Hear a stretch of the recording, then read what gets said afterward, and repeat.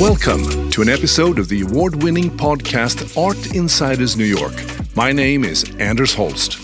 The theme of the podcast is New York, with a focus on behind-the-scenes conversations with fascinating people who are making an impact in the world of art, design, and architecture. Richard Saul Wurman, the founder of the TED Conference, is one of the most influential American architects and graphic designers of our time. Early in his career, he coined the term information architecture and has written, designed, and published 90 books on divergent topics identified by his singular passion of his life, that of making information understandable both for himself and others. His book, Notebooks and Drawings by Louis Kahn, is being reissued in honor of the influential American architect's 120th birthday this year. The Rochester Institute of Technology has announced the launch of the Wurman Center for Understanding, where one can learn how to explain anything and everything. So, Richard, I'm honored to have you on. Great admirer of your work through the years, of course, and we met the first time at the TED Conference in 90, and that was an event that, of course, made a great impression on me. I was a consultant at the time, and I had two clients with me from. I've never had a PR person. I've never advertised anything. I don't promote anything I've ever done. I've done about 90 books. I don't send them for reviews. I don't sell them to bookstores. I don't have a publisher. I just virally, my whole life is viral. Well, I remember that when I went to that TED conference, it was like a smorgasbord of everything, and it was just all my muses. I get no input from the audience. I don't ask for input. I have no board of directors. Yeah. I don't take advice. Yeah. I do the thing. The only advice I take is my own, and everything I do is based on what I'm interested in. I've just finished in this last year. I did my first about a year. Right at the beginning of COVID, I did my first piece of sculpture ever in my life. I'd never been trained in sculpture, and I've never did a sculpture. I used to paint. Now, I had painted before then, but when COVID came, I ran out of frames. And I either throw them away or frame them. That's what I do, because I do watercolors on rice paper, so they're easy to throw away anyway. So I'd done a series of watercolors. I don't have an agent. I've never shown my things in a gallery. I've never sold any things, and I don't even give them away to my kids. So all my paintings is a totally private thing. I'm an old Jew who paints as a hobby. And so I started doing sculpture, and the first one came out okay. So I did, it turned out okay. So I thought, well, I'll get it cast in bronze to celebrate that I did a sculpture. Since then, I've done 18 sculptures. They're all cast in bronze this year.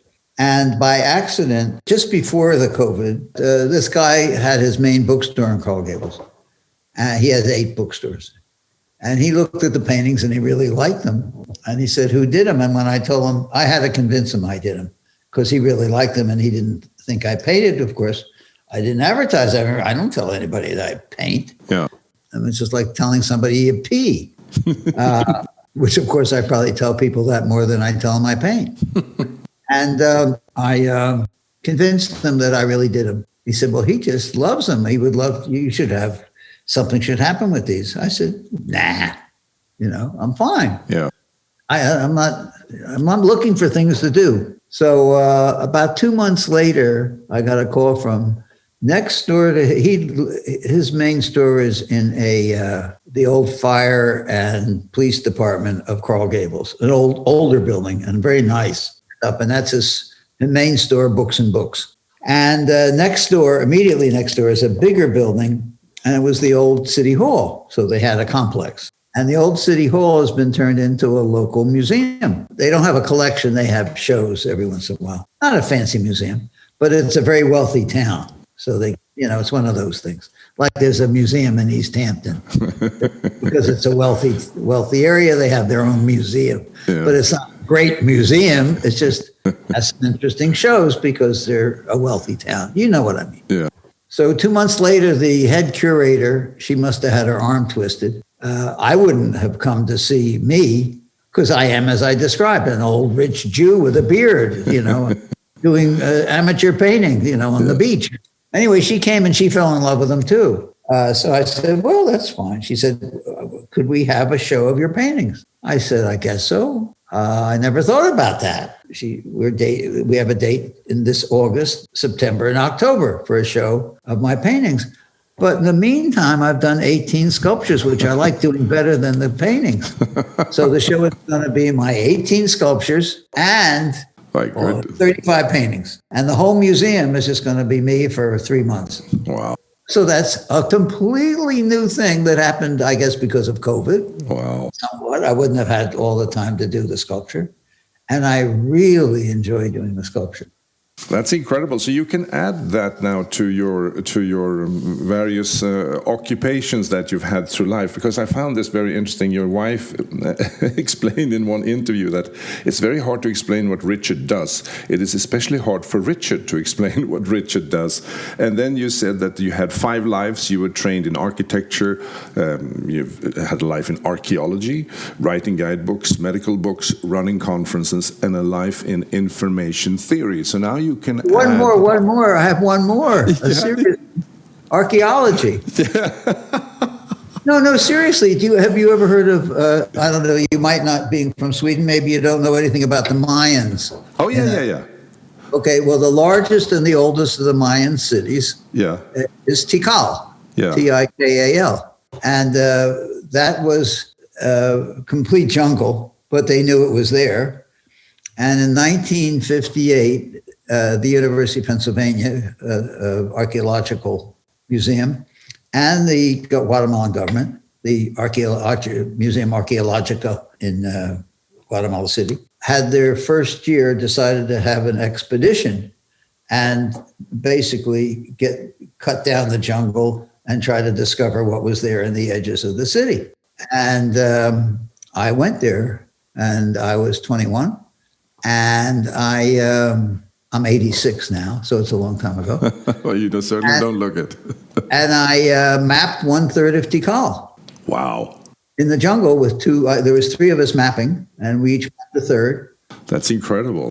So now you can add an artist to all of that through your painting. I painted when I was in the university a little bit. I didn't take, I was in architecture, not painting. So I painted watercolors for the 3 of the years I was at University of Pennsylvania. And they had an annual show, and I won first prize in watercolor every year. So I knew I could paint. And but then I didn't paint for 60 years. I stopped as soon as I graduated, and I've had other things to do. So that was sequential. But when I did guidebooks and information theory and ran conferences, I ran conferences. Yeah. And did architecture. I had an architectural practice and a graphic design practice and a medical conference, and did a whole series of books on medicine, and a whole series, the best-selling book ever on the Olympics, on sports and things of that sort. They were all done at the same time. Yeah. Well, I'd like to mention to our listeners, though, they're all the same thing. And the reason I started telling the story was because of something you said, which I now remember. As soon as I finish a painting, I no longer identify that I did it. I observe it then. And when I'm finished anything I do, I observe it probably a teeny bit different than somebody else, because I know intellectually I created it, but I don't feel it. I don't have the feeling of authorship. Huh. I intellectually know I authored it. And that's the same with a book. That I don't feel the pride of authorship. I don't think about them as mine, or my paintings, or my sculpture. I look at them like I'm seeing them as somebody who came to visit. Many artists look at their artwork as their kids. I mean, they are extremely involved with it. But with you, it's you do it, and then you. I don't give a fuck. you distance yourself. But so you said that you don't do promotion, but I would like to do some promotion for you, because now you're re-releasing the notebooks and drawings by Louis Kahn. I am not. But I do not reprint my books. Okay. A person who I did not know, by the name of Steve Croder, called me about a year ago, and he said that this book of mine he had seen, and he thought it was extraordinary. And he knows it's been out of print for 50 some years. And what he does, he's a graphic designer, but he doesn't do graphic design. That what he does for a living is he finds books that he thinks are terrific, sort of cult books, icon. And he reproduces. He does a Kickstarter, and he does them in facsimile. He said, could I do that with your book? And I told him, no. I have no desire. I have a copy of the book. I don't need another copy. Yeah. And I don't give a shit if anybody else has another copy. And I'm not in the book business. I'm in my next idea business. Yeah. All I care about is coming up with the next idea. I don't have, as I said, nobody's asked me to do nobody's ever asked me to do a conference or a book or be on their board or anything. I'm a reclusive person. Yeah. Not on stage. I'm very comfortable on stage, but reclusive when I'm home. And so he says, well, he always has a reader's guide, a small reader's guide that he puts with the book. Okay. So I said, I don't think so. And then he called me back. He said, I wondered if you'd change your mind. I said, I'll change my mind on the following thing. It's your project. I will give you everything I have on Lou, and I have a lot of stuff on Lou that you don't know about. I'd already given 100 of his drawings to the archives at Penn. I have right here, I have five of his drawings there. And I have maybe 10 pages out of his notebooks where he wrote that I held back. I didn't give to Penn. They'll get them when I die, I guess. Okay. And so I like looking at one very important drawing of his. And I'll give you all my help, and I'll put you in touch with people you can call, and I'll give you advice. If you want to take it, if you don't want to take it, it's fine, because you're going to do a facsimile, so I have nothing to say about that. But if you make the reader's guide as big as the book, and the book is oversized, and thick on cheap paper, and you have in it lots of stuff that nobody will ever publish in another book, stuff that is not photos of his buildings, not finished drawings, but his process, and comments of his children, and comments by me, and comments by Moshe Zafti and other people. If you have comments in there, and you have stuff, and you go to the archives and get scraps that were saved in the archives of yellow trash, the way architects draw on that yellow trash tracing paper, that nobody else in their books, and there's lots of really wonderful books on Kahn. I mean, there's a really library now of fine books on his projects, and whole books on different projects. Yeah. Kimball and the British Museum and Salk and Dhaka. There's whole books on beautiful books. I don't want to do another. I don't want to have it beautiful. I just want to have it the stuff that shows how he thought. If you do that and not try to make it beautiful and do it the same size, but not with hardcover, not with a linen cover, not gold stamped the way the other one is. It really is just a companion piece. It's more like a telephone book. Yeah. And so he said, okay. So I said, then, okay. And that's what's coming out. Wow. Well, that's exciting. So you said about Louis Kahn that he will, something to this fact that he will live with you forever. What did you mean by that? Well, you have people in your mind that you think about, and you have moments in your life that not everybody does. Yeah. I take that back. Some people, I'll just go back to the beginning. Some people have mentors. Yeah. Or some people have people they think that have changed their life. I mean, it's very wonderful from the stage that people say, I owe everything to my mother who was this great. But I'm not talking about that kind of shit. Talking about somebody who you might have liked, you might not have liked, but somehow there's something about the way they thought or their values or something that added the kind of angels of clarity to your life. Yeah. Some of us are lucky to have had. Yes. I am such a person, and I'm lucky to have had Lou. Now, the interesting thing about Lou is that many, not just me, many of the people in the University of Pennsylvania, and University at Yale, Princeton, students, other architects who didn't work for him or with him, but knew him, people who have met him and talked with him, they feel the same way. There was something about him. There was magic. He wasn't a good speaker. He wasn't that nice a person.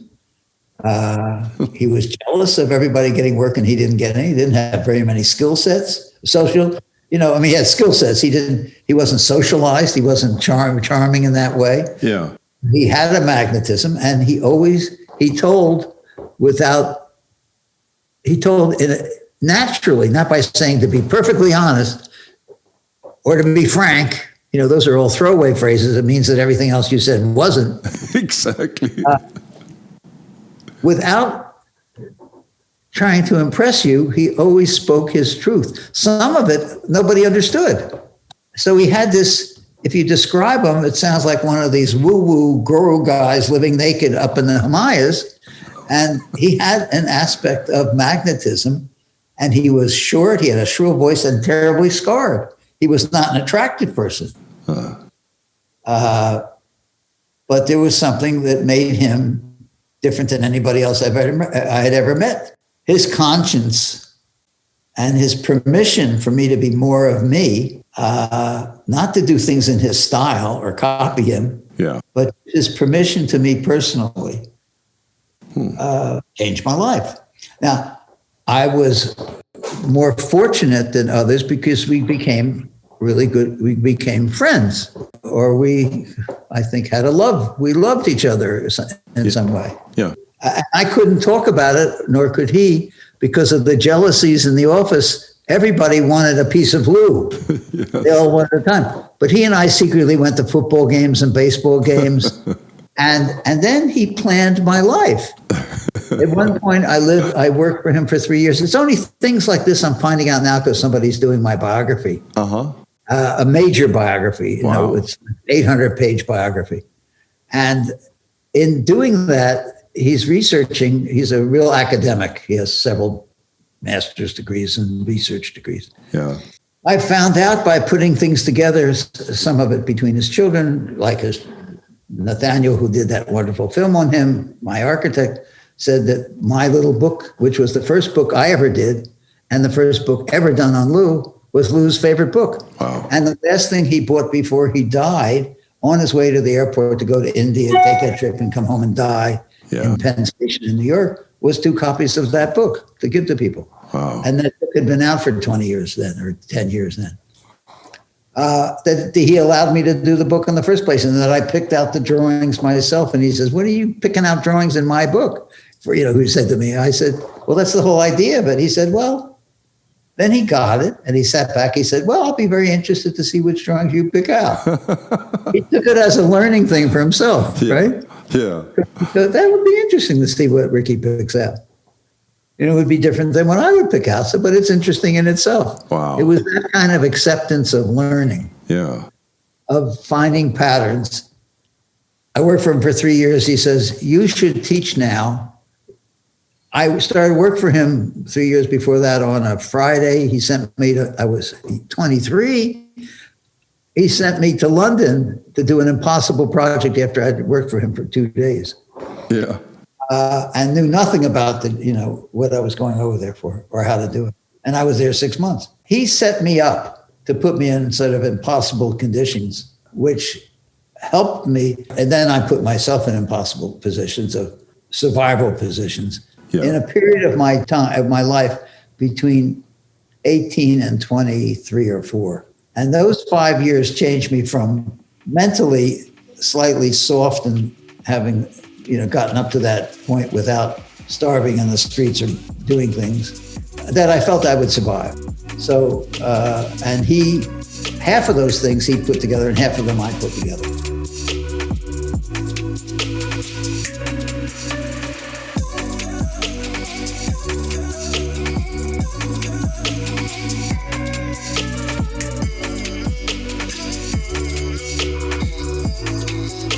One thing I did after my freshman year had nothing to do with Lou, a friend of mine, begged our way across the United States and back in 2 months. We'd be killed now, but we did it then. We begged all our food and got from coast to coast. Was that when you met Ray Eames? Yeah. How do you know I met Ray Eames? I do my homework. I'm like you. Wait, where did you find that? I didn't think that was written anywhere. No, but I find interviews with you, and I found that story very endearing. It was very endearing, and then I worked with Eames after that, and we used to kid about that. Ray and I, we just laughed at that, how smelly and how funny we were coming up to her place. But at that time, she just was invited us in. Now you would call the cops. I know. I was thinking about that. She said, "Why don't you come in for a bath?" Different time. Yeah, well, come in for a bath. Yeah, she wanted me to have a bath. Now, I get an inordinate amount of publicity without trying at all. Yeah. You even get free baths and food. She fed you. I get food and baths everywhere. Well, you're blessed that way, Richard. You don't really need anything, right? I don't need anything. People give me things. But then you worked with Charles Eames, right? Yes. How was that? I mean, I worked for Charles Eames. You don't work sort of with people. Yeah. When they're that special. The only two people that I worked for who didn't fire me were Lou and Charlie. Charlie called me Saul. He used my middle name. What does Saul mean? It's in Hebrew. It's Shlomo. So my name is actually Reuben Shlomo Wurman. My grandparents on my mother's side were kosher butchers, quite poor, but since they were kosher butchers, they were quite immersed in Judaism. And my father's side of the family were cigar makers. Basically, they both dealt in death, cutting off heads of chicken and giving cancer to people's mouth,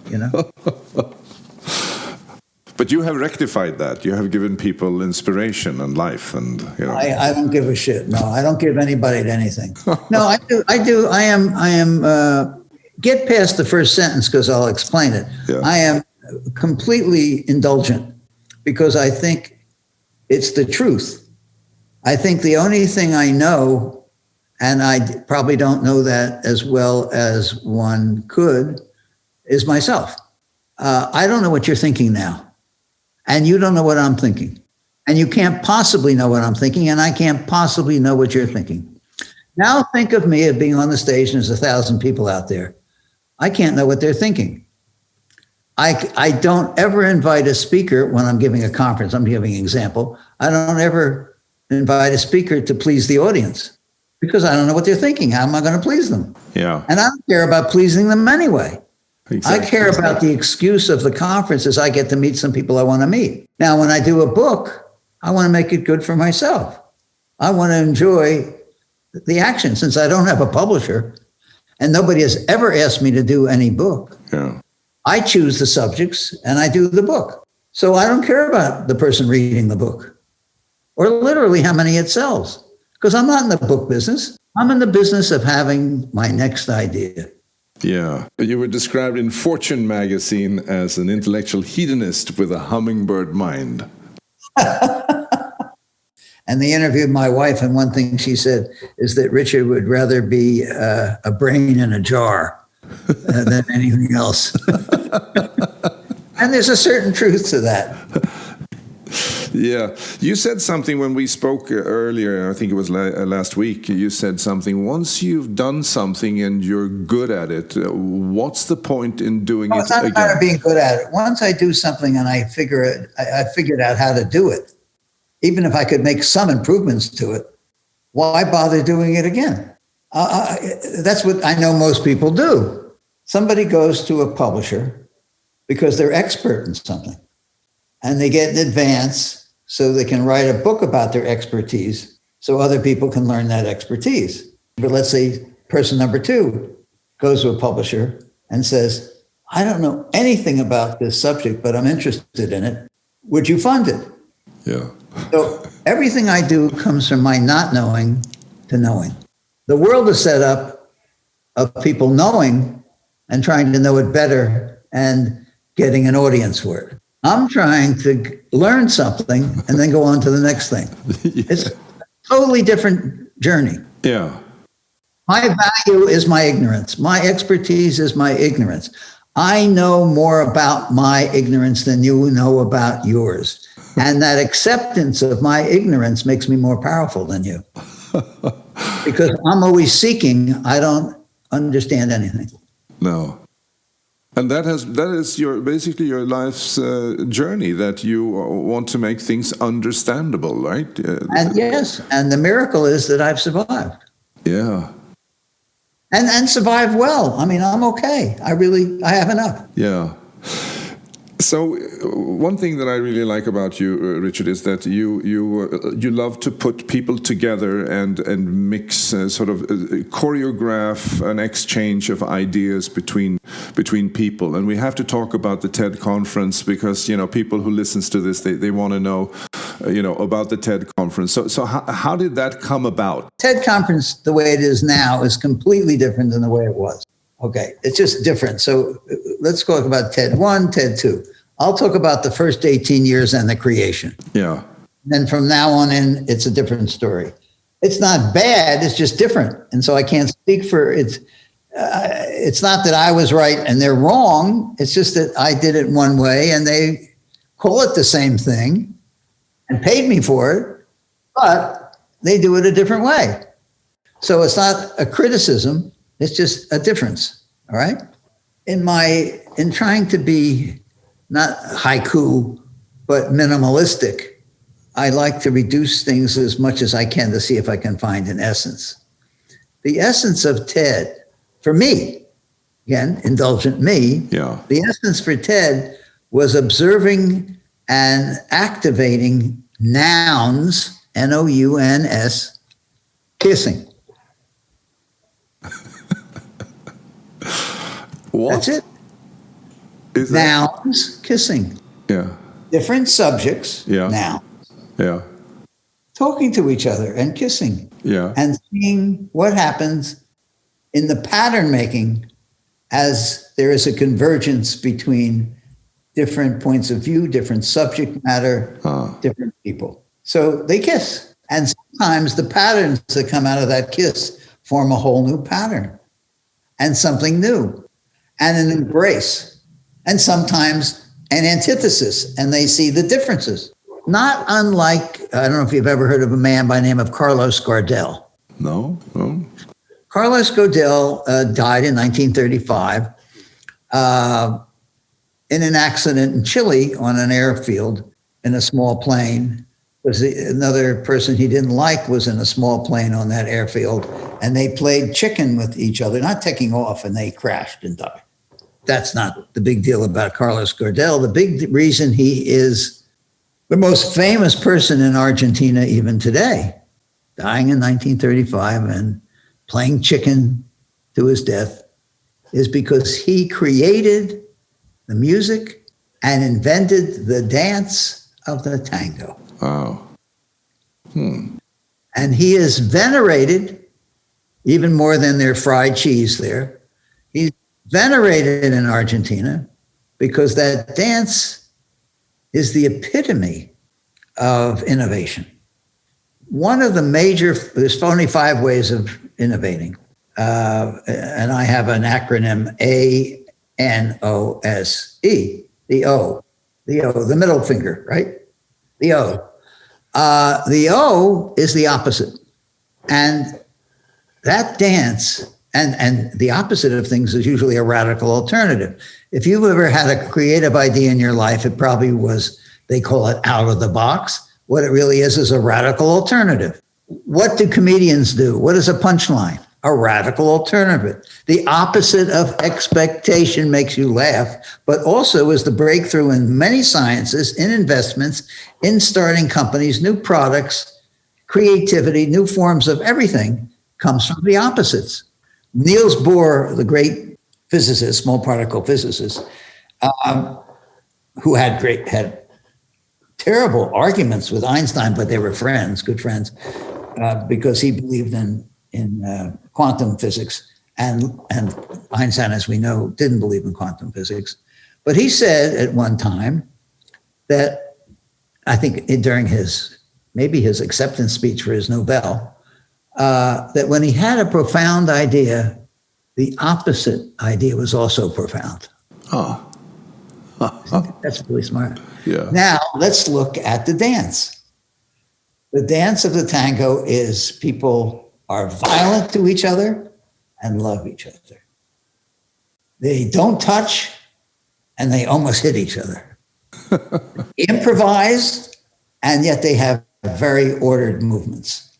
All radical alternatives you can do. Right? Yeah.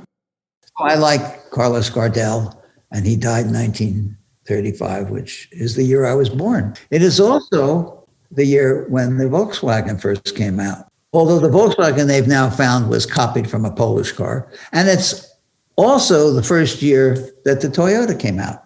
So people who were together in the Second World War, apart in the First World War, both had their people's car come out in 1935. Wow. And I was born. Wow. So That's a beautiful story, I have to say.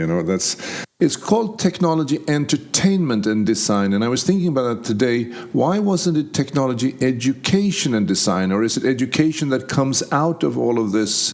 you're opening up a time bomb with no fuse. It's just going to go off. Learning, catch this because this sounds glib at first, but then I'm going to test you on it. Learning is remembering what you're interested in. Now, let's pull that glib phrase apart. Do you really remember anything you weren't interested in over any long period of time? No.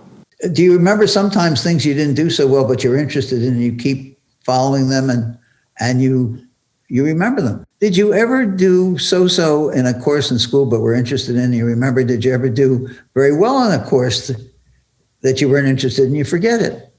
Is basically everything you remember something that you are interested in rather than you memorize? So there's two words now, getting words down to simple things, nouns kissing, memory, memorize. What we do and what our educational system is and cannot be saved is the memorization of things you're not interested in, put down on a piece of paper, bulimically, you throw them up on the piece of paper, forget them. And then you go on to the next test. Yeah. It's a system based on the test of your memory of a subject you're not particularly interested in, developed in a book and approved in one city and one group of people in Texas. Yeah. And that same textbook is used across the United States, and it has nothing to do with learning. So there's a board of education, it's not a board of learning. They're not interested in learning in school. They're interested in education. They're interested in memorization. They're interested in anything but the personal inquisitiveness and curiosity of the individual. Yeah. Teachers, not guides. They don't see the connection between everything in the world. If I was interested in cars as a 16-year-old boy often is, maybe girls are too, and I could have taken the subject cars and taken it from 16, when I was 16, 17, probably I started in 15 because I was going to be 16, get a learner's permit, 15, 16, 17, 18, all through school, all through my younger school years. I could have had one course called cars, and it would connect to physics with the right guide, to chemistry, to different countries and different languages, to roads and road systems, different forms of transportation, to why the road system, and to cities, and why the road system was different in different cities, and the different ways of movement. And why is the car wheels 5 foot 8.5 inches apart? And why is a train wheel 5 foot 8 inches apart?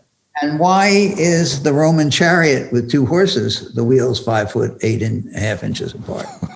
And I could learn about history through things like that. Yeah. I could learn about chemistry.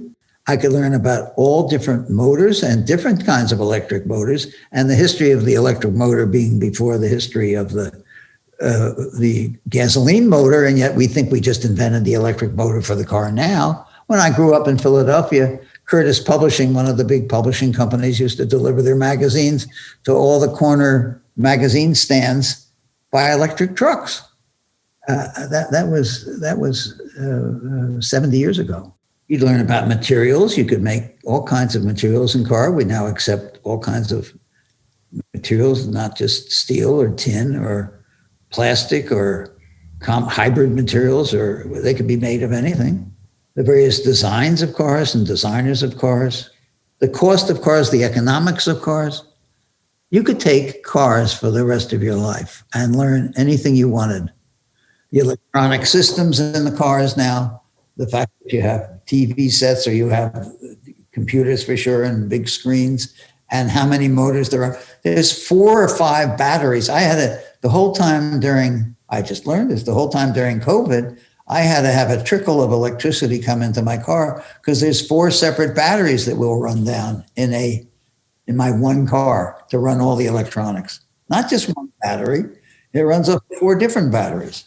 Now, take another subject. You can take any subject, and I can tell you the same story. And that's just ad hoc. That's off the top of my head. That's not something I memorized because I can't memorize anything. And I don't take notes. The educational system is bankrupt. What do people say? Oh, it would be much better if we had smaller classrooms. No, be better if we had bigger classroom and teach, remotely. No. It would be better if we taught more band and more music and more sports or more this. No, it would be better if we paid teachers more money. No, it would be better. All these reasons, not one of them has to do with learning. That's interesting. Paying teachers more money, does that make a better teacher? Does a bigger classroom, a smaller classroom? Where does the word learning come out? Exactly. You're right.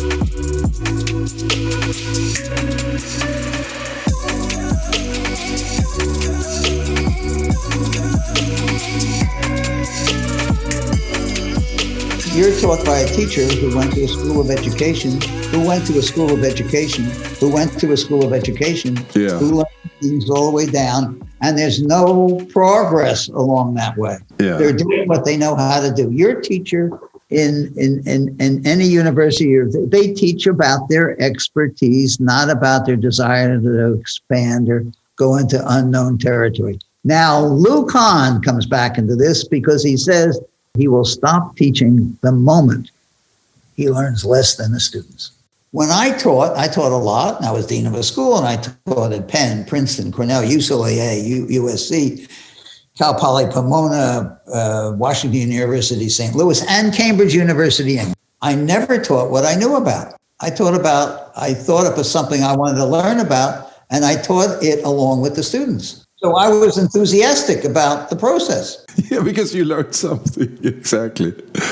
Yeah. That's incredible. I was thinking about this. In 1976, you coined the term information architecture. Information architecture and the information architect. I coined that, and I got a lot of pushback from the design community around the world, particularly in Germany and Holland. And they want to know if I was going to charge a fee for using that word. I mean, such a stupid question.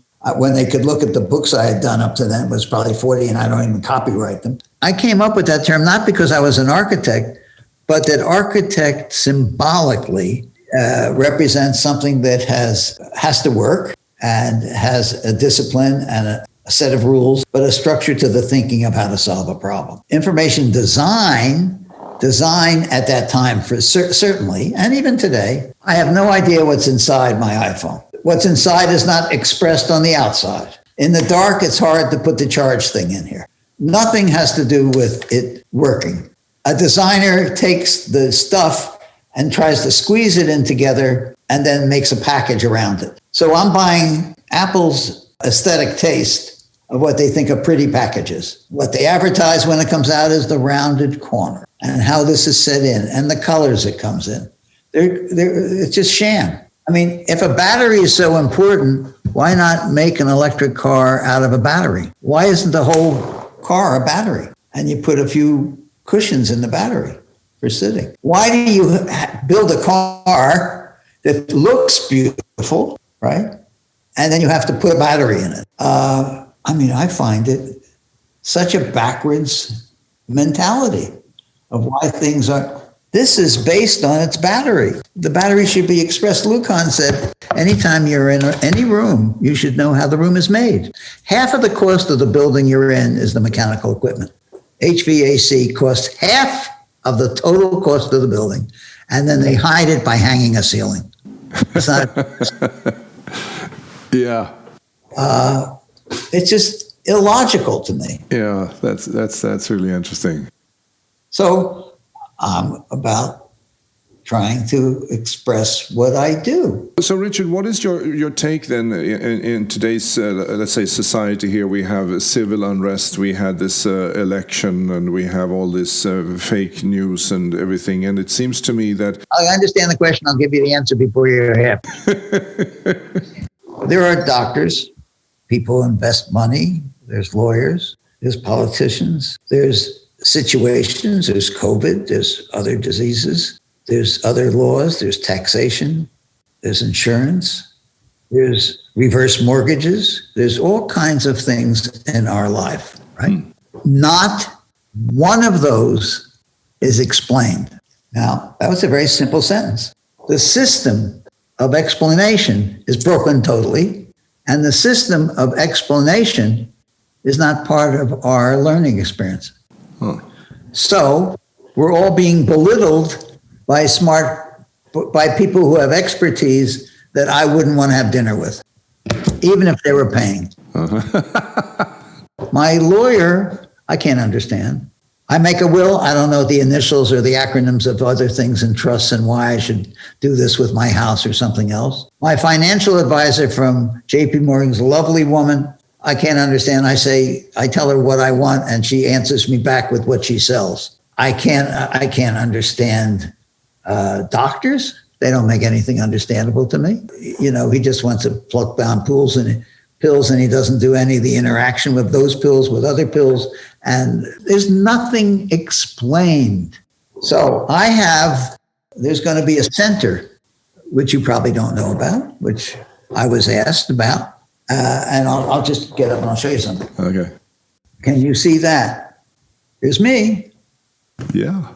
Okay. And this is the first announcement book with the president's note and the message and everything else. Oh, my goodness. It's a physical center. They're raising funds. They're going to build it, and it's going to give doctorates and master's degree in explaining. Yeah. It's not aimed at designers. It's aimed at somebody graduates Wharton. So where is it going to be?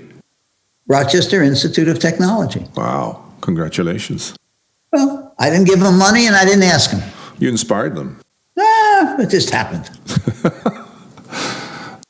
And I've only been there once in 1973, and I know it's 1973 because somebody sent me an article that was in the local Rochester paper that talks about my speech, and I was there in 1973 to give a speech. I haven't been back. I haven't been back since they've done this. Yeah. But you see, I love what you said there in your, let me see here, my notes. You did a memorial speech for Charles Eames, and you said if there ever was, you said in remembrance piece in 1978, if there ever was a professor of curiosity or a dean of learning or president of imagination or commissioner of magic, they would all be Charles Eames. And I think... Is that beautiful or what? Am I a good writer or not? I think that was a lovely eulogy for him. I'm telling you this because I read it because this person is doing this book and brought this to my attention. And I said, that's really lovely. But I'm saying it the same way you're saying it. I'm not bragging about it. It just so happens it was done. I happen to have done it, but I don't remember doing it. And I read it and I think, wow, I couldn't do that today. But we need some kind of an information architect if we're going to survive, right? We don't need anything. We desire things. The world would go on fine without me knowing how to use this. Yeah. The whole world would go on without these. But I find it interesting if you understand things. It's just interest. We don't have to progress. We don't have to get fancy, smaller and smaller iPhones. We don't have to have better and better cars. We don't have to have any of these things. We don't have to eat more, make more, have bigger buildings or taller buildings. We don't need those things. We desire to have them So some people do it. Some of it interests me and some of it doesn't interest me at all. Yes, it is true that the doctor and the lawyer and the Indian chief and you and investment brokers and this person do not explain anything in a way that I can understand it. But I'm here. I'll get along. Yeah. So I'm not a preacher. Okay. And it's really because I don't give a shit. I care, and I'm going to go back to something now. This is the third time I've said it. I care about my next idea. Yeah. Apropos that, what is your next idea? Working on it. Always have a next idea. I've done 90 books and 40 conferences. I always have a next idea. So what is in your hummingbird mind? I'm inventing how to do a center which is not based on a better version of anything that's been done. For instance, yesterday I had a conversation and I said they're talking about, well, we need a board of advisors and a board of directors and things like that. I said, no, you say you need that because you've always had that. Why don't we invite 50 or 60 amazing people that I know, because I know people. And let's say, here's the deal, guys. You don't have to come to any meeting. And we're not asking you for any money. We would like to list you here, and we'd like to be able to get you on the phone, and we'd like you to call each other. If you're interested in the ideas that come out about explaining things, and you're all in different fields. Some of you are business, some of you, one was head of Ford, there's business people, there's Yo-Yo Ma, there's graphic designers, there's all manner of people. Yeah. We'll just list you as muses, which is also part of the word amusement. How do we do a school that has no classrooms? And I say, let's just use some of the other classrooms that are in the university and use somebody's auditorium. And we get to know those schools too.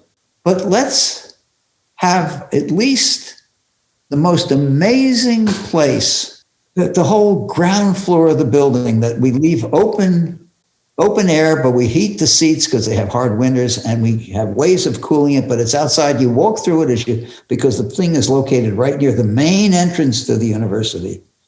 And you can sit down there by yourself or with 3 or 4 other people. And it's like a 22nd century version of the Spanish Stairs. And that conversation among people is the essence of a university and the essence of explaining things to each other. And some of our muses, when they come to town, can sit there, and some of the faculty we get can just be there, and you can have a conversation with them. Or you can go up in the building, and we have a vast archive. I have about 30 or 40 people who are going to give us all their archives, and everything is going to be off the cloud, and a kind of archive there's a school right next to where this building is going to be, which is one of it's either first or second best school of animation in the country. It's called Magic, but it's part of Rochester Institute of Technology. Mm-hmm. So you're going to learn in 2 dimensions, 3 dimensions, and in animation, 4 dimensions, what are the modalities for explaining things? What do you need to explain over time, which is when you need the ability to seamlessly and easy give instructions to somebody to take this information, that the right way to show it is in a short 30-second film or something. Of how to teach the graduate of Wharton how to make what he does understandable to his clients. But he doesn't have to become a designer and do it himself. He has to get it done. I just told you, I don't know how to do anything. I get a lot done. Yeah, exactly. No, but that's very serious. I'm not good at anything. I told you I can't type. I can't read a hard book. I can't use my iPhone. Somebody set this up. I don't know how to use a computer. I don't do anything well. I don't dress well. I don't talk well. I'm not socialized, but it's been fine. But I know how to get things done. That's what the school is going to be about. Wow. How do you get it done? That's very exciting. How do you communicate with another human being? Nobody teaches you that. Has anybody ever taught you how to make a phone call? No. No, this is a very serious question. Yeah. Nobody's taught you how to do that. Not really, no. Do you know a lot of people are lousy on the phone? They don't get to a point where they say, how's everything going? Yeah. What does you just tell me what that means, and I'll take everything I said back. What does that question mean? And today it was said probably already 100 million times. What does it mean? Tell me what it means. Yeah. Well, I guess it's sort of another one. I'll give you another one. Keeping busy? Yeah. I guess it doesn't really mean anything, but it's an expression of that you care about the person that you. No, it isn't. If you cared about them, you wouldn't ask that question. That is an impersonal, personal question. It's a faux question, and therefore it's a lie. Yeah. Because it can't be answered. No, No, I'm making a big point, because if you begin a conversation that way, which people do, you don't know a fucking thing about the structure of communication or conversation or making a phone call or seeing somebody in person. Yeah. And you probably just respond with a lie too. I'm great. I'm doing very well. I'm very busy. You're not. So what you tell back is a lie. Exactly. So we started off by lying to each other. Yeah. I gave a speech there's a rather nice conference called the Nantucket Project. And I had a conversation with this multi-billionaire who's brilliant. And he's one of my very best friends. And I have like 5 friends, so it's not saying it's one of my very best friends and I'm talking about 1,000 people. I'm talking about 4 or 5 people. Okay. I always say I have 5 and I can only think of 4. So I lied a little bit there to make it seem I could put my whole hand out. We had a conversation. It was supposed to last an hour. I wasn't watching my time. We were just sitting talking. It was unplanned. We had no subject, no agenda. We were just having a conversation in front of 300, 400 people. But we know each other and we love each other. And I just forgot about the audience. I'm just saying things to them and all. And I see they're waving in the background that the hour is up. I said, oh, they're telling me my hour is up. Thank goodness, because I really got to pee. There was a little titter, but not much, because they knew I was telling the truth. Yeah. I'm an old man. I got to pee. Yes. What I'm saying is telling the truth doesn't get you into trouble in any way or makes you seem odd. People understand that you're just telling the truth. The truth is astonishingly powerful. Yeah. Also why I'm on no boards and why I'm never asked to do anything. Because nobody really wants me around except one-to-one in a conversation, because it's very uncomfortable.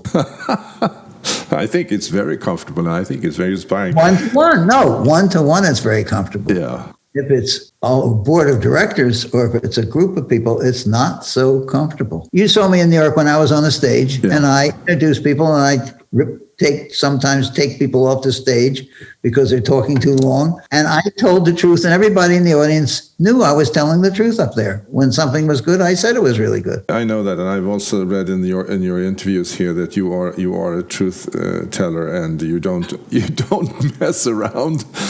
But can I ask you one thing though? You've received a number of awards. Is there any award that means something very special to you? There's 2 when you say that, 2 come to mind. Yeah.